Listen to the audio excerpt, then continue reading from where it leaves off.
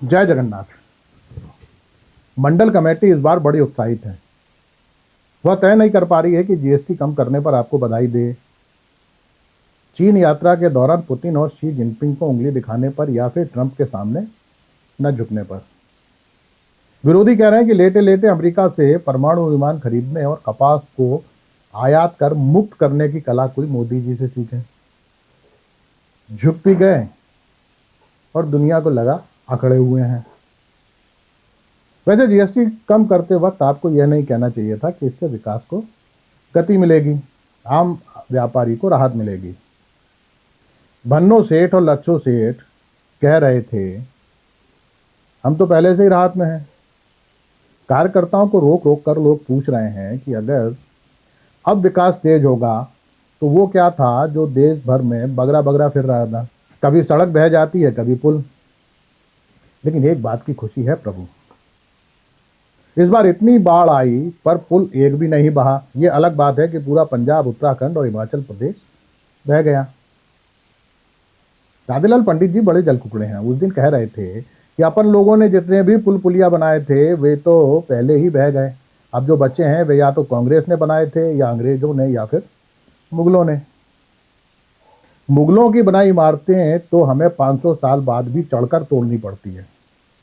अपनी बनाई तो एक साल में खुद व खुद टूट जाती है। अब विकास का समाजवाद देखिए। गुरुग्राम में जो 100 करोड़ के बंगले में रह रहा है वह भी पानी में डूबा है, और जो झोंपड़ी में रह रहा है वह भी। कल्लू कसाई को इस बात का दुख था कि सीमेंट से जीएसटी कम करने से सबसे अधिक नुकसान अडानी सेठ को होने वाला है। इस पर अच्छो सेठ का कहना था कि पहलवान हो, बारीक बात नहीं समझ पाओगे। नोटबंदी का फायदा भी सेठों ने उठाया, जीएसटी कम करने का भी उठाएंगे। अडानी सेठ ने तो जीएसटी कम करने की घोषणा होने से पहले ही सीमेंट का बेस प्राइस बढ़ा दिया था। सेठों के विकास पर कोई असर नहीं पड़ेगा। वैसे भी देश में अमीर और अमीर हो रहा है, गरीब और गरीब। अमीरी से विकास दिखता है, गरीबी तो दीवार बनाकर भी छिपाई जा सकती है। प्रभु बैठक में इस बार रामप्यारी सजवाइन ने कहलवाया है कि अगर आपके पास दीनदयाल उपाध्याय और श्यामा प्रसाद मुखर्जी के बताए रास्ते का कोई नक्शा हो तो भेज देना। समझ नहीं आता कि काम एकात्म मानववाद के लिए करना है या एक मानव के लिए। सरदार जंडैल सिंह ने हंसते हुए कहा, देखिए रास्ता जनता को बताया जाता है, नेता को नहीं। असल नेता वह है जो बात करे विकास के एजेंडे पर और विकास करे एजेंडे का। पिछले 11 साल से एजेंडे का ही तो विकास हो रहा है। मामला पूंजीवाद का हो, धार्मिक कट्टरवाद का, अमेरिका के सामने घुटने टेकने का, या फिर स्कूल बंद कर लोगों को अनपढ़ बनाने का। एक अटल बिहारी वाजपेयी थे, वे अमेरिका के सामने इतनी बार झुके कि उनके घुटने बदलने के लिए फिर अमेरिका से ही डॉक्टर बुलवाना पड़ा। मोदी जी के घुटने अभी सही सलामत हैं। सरदार जी ने कहा कि हम सब संघ के बताए रास्ते पर ही चल रहे हैं। संघ का नाम चुनते ही प्रधान नत्था सिंह भड़क गए। कहने लगे, हमें लगता था कि यहाँ एक ही सरेंडर नाथ है, पर जिसकी पूंछ उठाओ वही मादा निकलता है। प्रभु, ये अजीत पवार का एक पुलिस अफसर को धमकाने वाला क्या मामला है? उस दिन घसीटामल की चाय की दुकान पर जेएनयू वाला सिया जाधव लोगों को बता रहा था कि अजीत परिवार सरकार के साथ आया ही इसलिए है कि अवैध उत्खनन कर देश को चूना लगा सके। सुनकर भोला जाटव भड़क गया।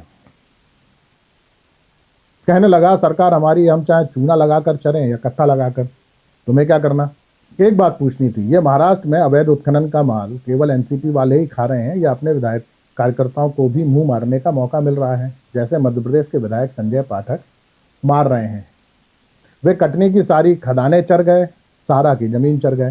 पहले कांग्रेसी थे, पर पार्टी का विकास का एजेंडा देखते हुए अपने साथ आ गए। क्या बताऊं प्रभु, पुराने कांग्रेसी हैं, गलतियां कर ही देते हैं। पेनल्टी खत्म करने के लिए सीधे हाईकोर्ट जज को फोन लगा दिया। अब उन्हें कौन समझाए कि हर जज जस्टिस लोया नहीं होता और हर नेता अमित शाह। बाकी जैसे ही आपकी माँ के अपमान की खबरें सुनी, कल्लू कसाई और उसके पट्टे फूट फूट कर रोने लगे। आप देखते तो खूब हंसी आती। एक तो काले कलूटे, ऊपर से सभी पहलवान गंजे। रोते रोते बार बार नाक निकल रही थी। और कोई मौका होता तो हम सब हंसते, पर मामला मां के अपमान का था। अब प्रभु, यह घुसपैठियों के मामला है, मैं आपको कुछ करना चाहिए।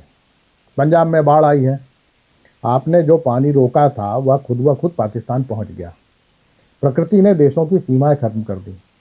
पाकिस्तान का सामान, जानवर और आदमी बहकर भारत आ रहे हैं और भारत के पाकिस्तान पहुंच रहे हैं। मंडल कमेटी का आग्रह है कि आप पाकिस्तान की बाढ़ देखने भले न जाएं, पर घुसपैठियों को देखने जरूर जाना चाहिए, वरना चुनाव में अतिरिक्त मेहनत करनी पड़ती है। अगर आपको समय ना हो तो हेमंता शर्मा को भेज दें। वह घुसपैठ से निपटने का अच्छा खासा अनुभव रखते हैं। वे पीड़ितों को राहत भले ना दे, डिटेंशन कैंप जरूर दे देंगे। दूसरा विकल्प योगी बाबा भी हो सकते हैं। अब रही बात पंजाब के लोगों की, तो उनके साथ तो पूरा देश खड़ा है। पर आप अपनी राजनीति क्यों छोड़ें? शेष कुशल आपका वक्त सेवक राम। नमस्कार।